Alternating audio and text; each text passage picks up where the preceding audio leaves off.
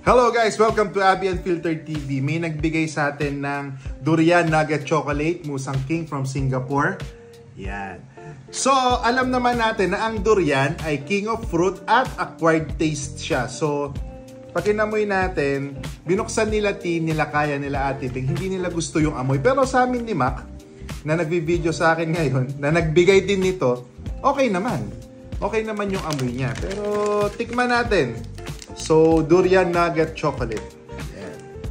Maraming may ayaw sa durian pero marami rin naman may gusto, I guess. Masarap yun sa kape. Masarap to sa kape. Yan, bumubulong pa yung videographer ko. Ano? Masarap. Bakit ayaw ng iba yung durian?